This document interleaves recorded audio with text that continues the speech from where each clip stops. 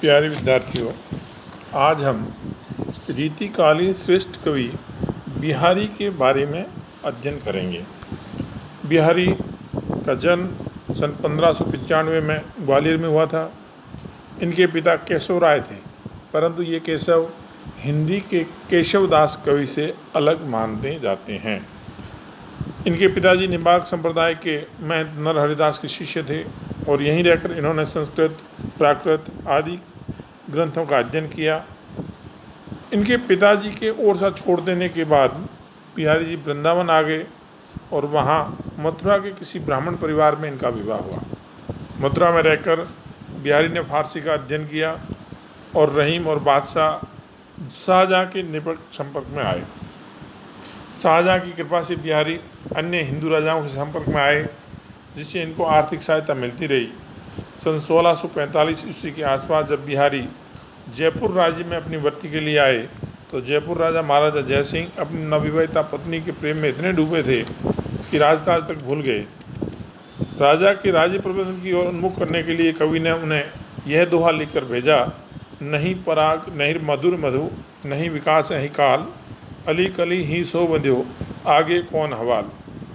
कहा जाता है कि इस दोहे का महाराजा जयसिंह पर इतना प्रभाव पड़ा कि राजा ने उन्हें काली पहाड़ी नामक एक गांव पुरस्कार स्वरूप दिया और इनके प्रत्येक सरस दोहे लिखने पर एक एक दोहे पर एक एक मुहर देने का वादा किया। उनका विशेष स्नेह पाकर वो स्थायी रूप से जयपुर रहने लगे और यहीं पर इन्होंने अपने प्रसिद्ध ग्रंथ बिहारी सतसई का निर्माण किया। सतसई परंपरा में बिहारी सतसई अपना श्रेष्ठ स्थान रखती है।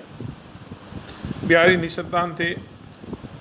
इन्होंने किसी निरंजन कृष्ण को गोद लिया था।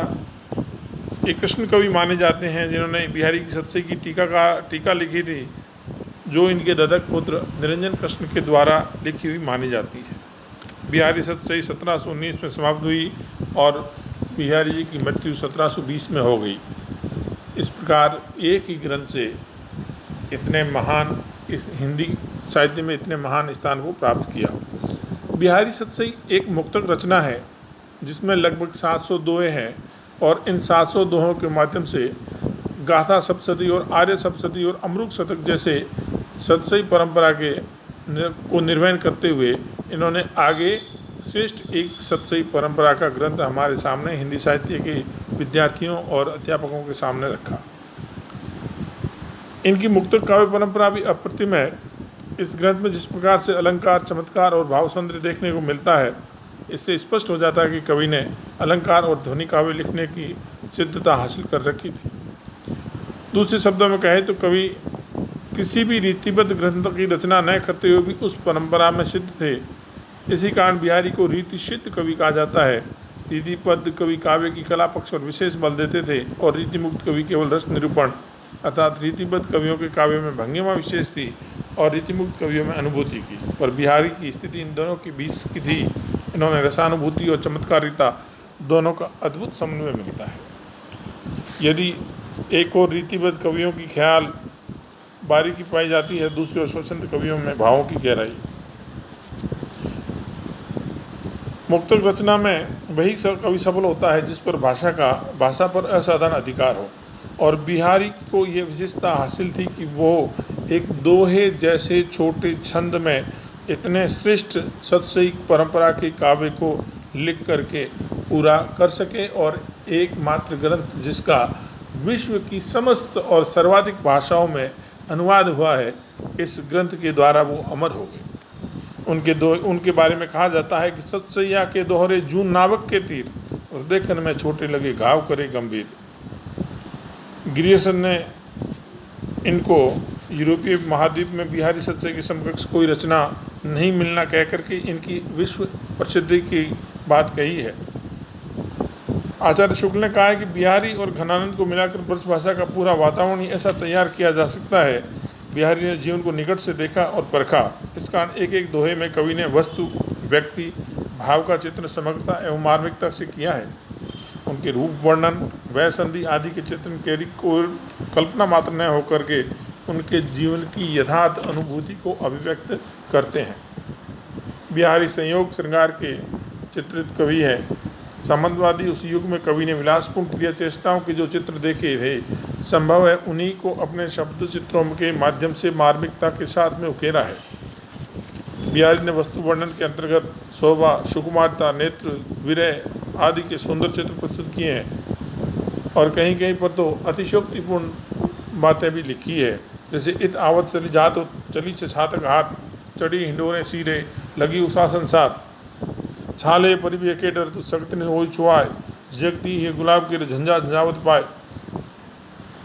यह वही कवि लिख सकता है। हालांकि कई दोहों में उनकी अतिशयोक्तिपूर्ण रचना से ये सिद्ध होता है कि उन्होंने नायिका के सौंदर्य का वर्णन करने में कहीं कहीं अति की है, परंतु जब तक कोई कवि भाषा की श्रेष्ठ पकड़ को लेकर के नहीं चल सकता, तब तक वो अपनी श्रेष्ठता को प्रदर्शित नहीं कर सकता।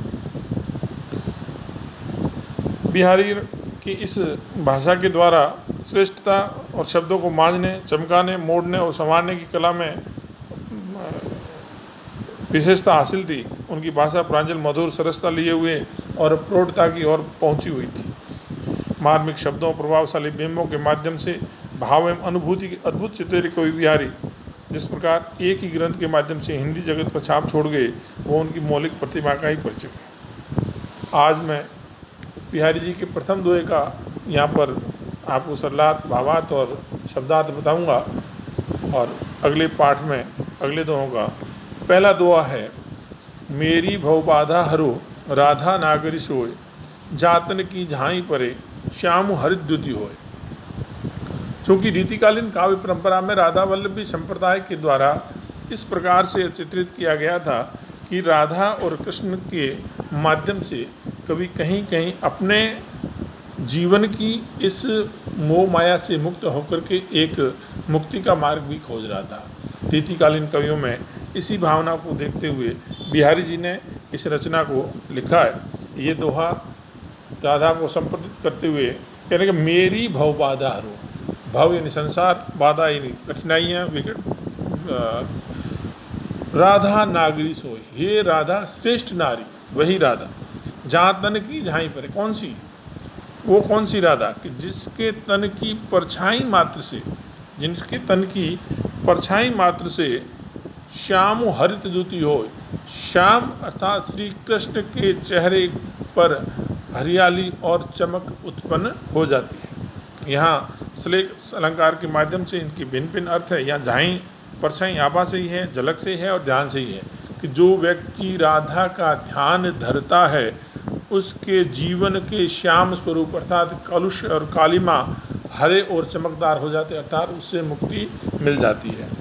श्री कृष्ण के द्वारा राधा के दर्शन से जिस मुक्ति या श्रेष्ठता का पाठ इस दोहे में बताया गया है, ये उसकी श्रेष्ठ भाषा का एक सर्वश्रेष्ठ उदाहरण है। सरल अर्थ में से दोबारा समझें कि मेरी भवबाधा हरो, कवि अपनी सांसारिक दुख या पीड़ा से मुक्ति के मार्ग को खोजता हुआ राधा से आह्वान कर रहा है कि हे राधा, मेरी इस संसार की जो बाधा हैं उस बाधा से मुझे दूर ले जाओ, मुक्त करो। राधा नागरी शोय, ये श्रेष्ठ नारी राधा, कौन सी, शोय वही राधा, कौन सी, जातन की झाई परे, कि जिसके देखने मात्र से, पहले साधारण अर्थ में देखिए, जिसके देखने मात्र से श्याम हरित के हरे भरे श्याम के चेहरे पर चमक उत्पन्न हो जाती है। श्री कृष्ण जिसको देख करके और प्रसन्नचित और प्रफुल्लित हो जाते हैं। दूसरे अर्थ में देखिए, जहाँ तन की झाई परे, कि जिसके तन की झलक पा करके जो मोह और माया रूपी अंधकार मिट जाता है, ऐसी राधा। तीसरे अर्थ में देखिए कि जहाँ तन की झाई परे, जिसके तन का अर्थात जिस राधा का ध्यान धरने से इस सांसारिक मोह माया से मुक्ति मिल सकती है, इस संसार सागर से पार किया जा सकता है।